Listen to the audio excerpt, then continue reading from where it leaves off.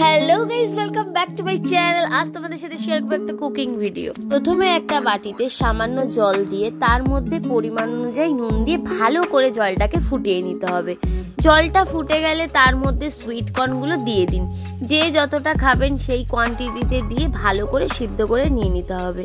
তারপর একটা পাত্রে কর্নগুলোকে ঢেলে তার মধ্যে একে একে অ্যাড করে দিতে হবে চাট মশলা, স্বাদ অনুযায়ী সামান্য একটু নুন, ম্যাগি মশলা। আমি ম্যাগি মশলাটা অপশনাল দিয়েছি, আমার ম্যাগি মশলা খেতে ভালো লাগে তাই। স্বাদ অনুযায়ী একটু ঝালের জন্য চিলি ফ্লেক্স দিতে পারো, আমি এখানে রেড মির্চ পাউডার দিয়েছি। তারপর আসল যেটা দিয়ে কোডিং করতে হবে সেটা হচ্ছে কর্নফ্লাওয়ার আর সামান্য একটু চালের গুঁড়ো দিয়ে ভালো করে মিশিয়ে নাও। তারপর মেশানো হয়ে গেলে একটুখানি লেবুর রস দিয়ে দাও, যাতে এটা একটু ক্রিস্পি ভাবের সাথে একটু টকটক ভাবটা আসে।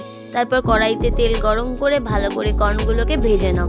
ভালো মতন ভাজা হয়ে গেলে ওয়েট, চ্যানেলটা ভালো লাগলে একটু like, comment, share and subscribe. কর্নগুলোও ভাজা হয়ে গেছে, এবার আসল কাজে আসা যাক। কর্নগুলো ভাজা হয়ে গেলে সামান্য উপর দিয়ে একটু বিট নুন, পেঁয়াজ কুচি, ধনেপাতা কুচি, শশা কুচি। শশাটা অপশনাল, তোমরা চাইলে দিতেও পারো। ধনেপাতাটা কিন্তু অবশ্যই দেবে, আর সবশেষে কিন্তু একটু লেবুর রস দেবে। দিয়ে সব সন্ধ্যাবেলায় কফির সাথে মেরো দাও, সন্ধ্যাবেলা একবারে জমে যাবে।